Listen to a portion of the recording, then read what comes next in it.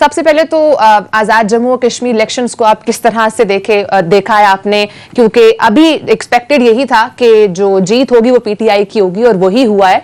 एक तो किस तरह से आप इनको देख रहे हैं, दूसरा ये कि जो नून लीग हारी है इसमें आप किसकी शिकस्त देख रहे हैं? नून लीग की ओवरऑल शिकस्त देख रहे हैं या नून लीग के बयानिए की शिकस्त हुई है? देखिए जी, आजाद कश्मीर के जो ये इंतखाबात हैं ये माजी से बड़े मुख्तलिफ हैं। वैसे तो जो भी वफाक में हुकूमत होती है वही वहाँ रिफ्लेक्ट हो रही होती है, बड़ा इसका असर रसूख होता है, लेकिन ये इंतखाबात जो हैं इसलिए भी डिफरेंट थे कि एक नई कुव्वत के तौर पर पाकिस्तान तहरीक इंसाफ की एंट्री हुई इसमें। और पाकिस्तान तहरीक इंसाफ ज़ाहिर है जब हुकूमत में थी और ऐसे में दो तगड़ी जमातों के साथ उसका मुकाबला था जो रिवायती वहाँ पर हरीफ होते हैं उनसे हट के। तो अब जो असल इम्तिहान था वो मुस्लिम लीग नून का था। उसकी वजह यह है कि ये वहां पर हुक्मरान जमात थी और उसके बाद इसने उस पोजीशन से कितना नीचे आना था, तो इसको ज्यादा से ज्यादा दूसरे नंबर पे आना चाहिए था। ये तीसरे दर्जे की जमात वहां पर बन गई। अच्छा, इसमें ये इसलिए भी हैरानकुन है कि मरियम नवाज साहिबा ने जितने वहां पर जलसे किए और खास तौर पर जो राजा फारूक हैदर और मुश्ताक मिनहाज साहब वाले जो उनके साथ जो इन्होंने जलसे किए, बड़े कामयाब जलसे कहे जा रहे थे। बल्कि ये कहा जा रहा था जी पाकिस्तान तहरीक इंसाफ के जलसों से कंपैरिजन किया जाए तो मरियम ने जो जलसे किए हैं वो बहुत ज्यादा हैं और चार्ज्ड क्राउड था। लेकिन मरियम नवाज का जो बयानिया था ये भी एक इम्तिहान था, क्योंकि जो ज़िमनी इलेक्शन होते हैं ना उनके डायनामिक्स और होते हैं जो पाकिस्तान के मुख्तलिफ हलकों में हो रहे होते हैं। लेकिन ये जो आजाद कश्मीर के इलेक्शन में ये इसलिए ये इम्तिहान था कि पूरे का जो पूरा बयानिया इनका जो घूमता है ना, इसका ये टेस्ट हुआ, ये पहला टेस्ट हुआ है वहां पर जो नाकाम हो गया। इनका बयानिया पिट गया है। और हो क्या रहा है हैरानकुन तौर पे, मैं तो इसलिए यानी हैरान हूं कि ये बड़े सीजन्ड पॉलिटिशियन है ना सिर्फ ये लोग, बल्कि दहाइयों से इलेक्शन लड़ते आ रहे हैं। और कर क्या रहे हैं कि इलेक्शन से 2-3 रोज कबल हमदुल्ला मोहिब के साथ ही तस्वीर आ जाती है जी नवाज शरीफ साहब की।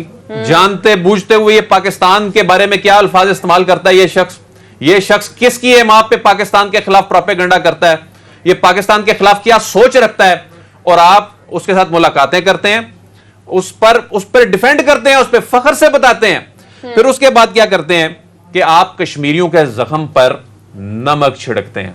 आपको कश्मीरियों के जख्म पर मरहम रखना था वहां पर। फिर उसके बाद क्या होता है कि आपके जो उम्मीदवार हैं वो कैसे कैसे बेवकूफाना बयानात देते हैं कि जी हम भारत से मदद मांग लेंगे। इससे क्या हुआ कि जो नजर आ रहा है कि कश्मीरी क़ियादत कश्मीरी जो अवाम है उन्होंने इन्हें मुस्तरद कर दिया। देखें कहां पाकिस्तान तहरीक इंसाफ 25-26 नशिस्तों के साथ, कहां पाकिस्तान पीपल्स पार्टी 11 नशिस्तों के साथ, कहां हुक्मरान जमात अचानक 6 नशिस्तों पर आ खड़ी हुई।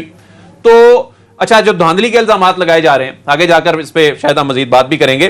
धांधली के इल्जामात में जो 2018 में जिस तरह मरियम साहबा ने ट्वीट किया ना कि 2018 के भी नहीं मानते थे, ये भी हम नहीं नताइज मानते। 2018 में इन्होंने कहा जी आरटीएस, इस मरतबा तो आरटीएस वो वाला चक्कर ही नहीं था, इनको समझ नहीं आ रही कि किसके सर पे ये मुद्दा डालें। 2018 में पता यह चला कि सबसे ज्यादा पिटीशंस तो आई पाकिस्तान तहरीक इंसाफ की जानिब से हैं, और इस मरतबा भी ये खुद तीसरे नंबर पे हैं और कह रहे हैं जी धांधली हो गई है। अच्छा, तो इस पे भी हम आगे कंटिन्यू करेंगे। शहजाद साहब लाइन पे मौजूद। शहजाद साहब, आपको मेरी आवाज आ रही है? आवाज आ रही है। शहजाद साहब, ये बताइएगा कि जिस तरह से एज एक्सपेक्टेड रिजल्ट्स आए हैं, पीटीआई जीती है, लेकिन बहुत ज्यादा क्वेश्चंस रेज हो रहे हैं नून लीग के ऊपर, क्योंकि मरियम नवाज साहिबा ने बहुत बड़े बड़े जलसे किए हैं और ये भी कहा जा रहा था कि क्राउड पुलर है, और जिस तरह से वो जारहाना पॉलिसी के साथ सामने आ रही थी। लेकिन सेकंड नंबर पर भी नहीं, थर्ड नंबर पर मुस्लिम लीग नून आई है। किस तरह से आप देख रहे हैं नून लीग को? ये नून लीग को शिकस्त हुई है या नून लीग के बयानिए को शिकस्त हुई है? देखिए, अदील वड़ाइश की बहुत सारी सब बातों से मैं एग्री करता हूँ। इसमें कोई शक नहीं कि इम्तिहान तो उसका होता है जो कि सिटिंग गवर्नमेंट होती है। अगर सिटिंग गवर्नमेंट पीटीआई जो है, अगर पाकिस्तान में जो गवर्नमेंट होती है, अगर वो ये इंतखाब हार जाती आजाद कश्मीर में, तो इसके लिए बहुत बड़ी एक नेगेटिव था। लेकिन वो जाहिर है कि उन्होंने रिवायत के मुताबिक उसी तरीके से वोट लिए हैं जिस तरीके से कि आजाद कश्मीर के इलेक्शंस की रिवायत है, तो वहां पे तो कोई हैरानगी नहीं है। असल में फिर जो बड़ा इम्तिहान उसके बाद शुरू हुआ वो PMLN का इसलिए शुरू हुआ क्योंकि उसको वो हाइप दे दी गई।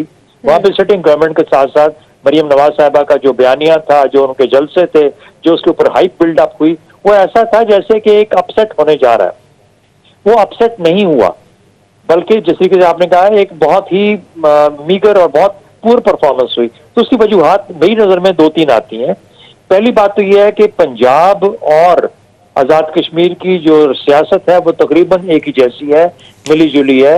ये इलेक्टेबल्स की सियासत है, इलेक्टेबल्स की सियासत है। पहली बात तो ये समझ आने वाली बात है कि इलेक्टेबल्स वहां जाते हैं जहां पर के उनके जीतने के चांसेस ज्यादा होते हैं। दूसरी बात, आप ऐसे इलाके में वो जुबान इस्तेमाल कर रही हैं, वो नैरेटिव या बयानियां लेके चल रही हैं जो पाक फौज के खिलाफ है, या पाक फौज के खिलाफ बिल्कुल बॉर्डर के ऊपर बॉर्डर करता है उसके खिलाफ। तो ये तो आजाद कश्मीर वाले तो पाक फौज के साथ मोहब्बत कर रहे हैं, क्योंकि पाक फौज तो आजाद कश्मीर की फर्स्ट लाइन ऑफ डिफेंस है and the only line of defence है। तो मतलब आप वहां पे जहां जिनका के हर वक्त का पाक फौज के साथ रहना जाना है, उनका वहां पे हर वक्त इकट्ठे उन्होंने देखना है उनको, वो किस तरीके से आप बयानियां वो कर सकते जो कि पाक फौज के खिलाफ है। यही चीज पंजाब में लागू होगी। पंजाब में भी लोग कभी भी पाकिस्तान की फौज के खिलाफ नहीं जाएंगे, इसलिए जो भी ये बयानियां इस्तेमाल करेगा वो पिटेगा। और तीसरा जो चीज समझ देखने वाली है शायद इस वक्त PMLN को, कि क्या वजह है कि इतने बड़े बड़े जलसे तो आ जाते हैं लेकिन ये वोटों में कन्वर्ट नहीं होते, वो सीटों में कन्वर्ट नहीं होते। तो इसको जरा स्टडी करें और देखें कि क्या वजह है कि इतने चार्ज बोला जाए या ये बोला जाए कि जलसों में बड़ा एक हजूम होता है, रश होता है, लेकिन जब उसको वोटों के अंदर कन्वर्ट करते हैं तो वो वोट कहीं नजर नहीं आते। तो क्या इसमें बयानिए की गलती है, क्या वो जो कैमरा है या एक जो इल्यूजन है जो बड़े बड़े जलसों का, वो कोई इल्यूजन है, वो एक्चुअली एग्जिस्ट नहीं करता, वो दिल से नहीं है आपके साथ वगैरह वगैरह। I don't know what is the reason. उनको स्टडी करने की जरूरत है इन चीजों। शहजाद साहब ये बताइएगा कि ये तो मुस्लिम लीग नून के देखने की बात है, आपने बिल्कुल दुरुस्त कहा, लेकिन ये बताइए कि जिस तरह से नून लीग के एक उम्मीदवार ने कहा कि हम भारत से मदद मांगेंगे, जिस तरह से मरियम नवाज साहिबा ने जो कश्मीर आज़ाद कश्मीर इलेक्शन में जितने जलसे थे उसमें पाकिस्तान की फौज को क़यादत को टारगेट किया, उसके बाद इससे पहले आपने जावेद लतीफ़ साहब का देखा जब उन्होंने कहा था कि पाकिस्तान खप्पे का नारा नहीं लगाएंगे, फिर नवाज शरीफ साहब जो है वो वहाँ बैठकर हमदुल्ला मुहिब से मुलाकातें कर रहे हैं। तो आपका तजिया क्या कहता है कि एस्टेब्लिशमेंट इन तमाम चीजों को किस नजर से देख रही होगी? जस्ट ऐसे कि ठीक है ये कर रहे हैं, इग्नोर कर रहे होंगे, या क्या एस्टेब्लिशमेंट क्या सोच रही होगी इन सारी चीजों को देखकर? देखिए, एस्टेब्लिशमेंट का मैं आपको बता सकता हूं कि एस्टेब्लिशमेंट इसको एक पाकिस्तान की ऐसी पॉलिटिकल पार्टी को देख रही है जो कि अपने पाकिस्तानी सोच से हट रही है और कोई एग्जॉटिक सोच के साथ कोई ऐसा बयानिया लेके चलना चाहती है जहां पर कि वो कोई बेनजीर भुट्टो सानी की शक्ल में कुछ यहाँ पे लोग बन जाए, कोई ऐसा बयानिया आ जाए जिससे कि कोई रेवोल्यूशन क्रिएट हो जाए। यानी अगर ये इस किस्म की गुफ्तगू है, चाहे वो नवाज शरीफ साहब वहां से बैठ के करेंगे इंग्लैंड से, या वो कोई यहाँ पे बैठ के जावेद लतीफ साहब करें या कोई और आदमी करे PMLN का, तो मेरे ख्याल में उसका बहुत ही एक नेगेटिव, ये समझने वाली बात है कि पाकिस्तानी अपने मुल्क से, अपनी अफवाज से मोहब्बत करते हैं। ये तो वो बातें हैं जो कि आप देखें बलोच रेनिगेट्स जो हैं, जो बलोच रेबल्स हैं, जो कि इस वक्त स्विट्जरलैंड लंदन में बैठते हैं, जो कि इंडिया से कहते हैं हम इंडिया से मदद लेते हैं क्योंकि हम पाकिस्तान की रियासत के खिलाफ कहीं से भी मदद लेंगे। पाकिस्तान नहीं खपता उनको, लेकिन पाकिस्तान जिनको खपता है वो पाकिस्तान में मौजूद है और पाकिस्तान के बारे में ऐसी जुबान इस्तेमाल नहीं करते।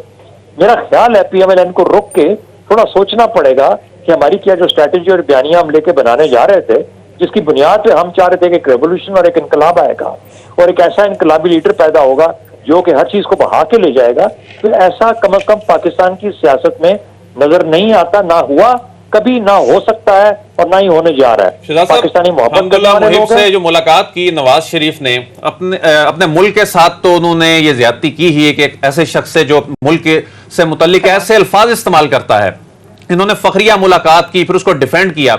अपनी जमात के साथ भी इन्होंने ज्यादती की कि इलेक्शन से पहले इस तरह का ब्लेंडर कर दिया और कश्मीरियों ने इसका फिर माइंड किया। जी बिल्कुल, आपने सही कहा, और इसका भी तरीका होता है। सदूर हैं अमेरिका के जो कि फॉर्मर सदूर हैं जो रिटायर हो जाते हैं, ओबामा हो, कार्टर हो, कोई भी लोग हो, जब इनके साथ भी लोग मिलते हैं आके, या ये जब बाकी मुल्कों में जाते हैं ये मिलते हैं लेकिन क्या होता है कि जो हुकूमत वक्त होती है उस वक्त की, वो उनको फॉरेन ऑफिस से ब्रीफ प्रिपेयर करता है, बताता है कि मुझसे फलाना आदमी मिलने आ रहा है, आप मुझे ब्रीफ कीजिए, मैंने उनसे क्या बातें करनी है। ये तरीका होता है मिलने का। लेकिन ये कि आप जाके पाकिस्तान के दुश्मनों से खुलेआम बात शुरू कर दें और फिर ये चाहें कि इसका असर पाकिस्तानियों पे ना पड़े, I think there something terribly wrong. जो कंसेप्शन है ना उनका, जो सोच है, जो इसकी बुनियाद है इस तरह की सियासत, वो मुकम्मल तौर पर पटड़ी से हट चुकी है PMLN की शक्ल में। सर, कश्मीर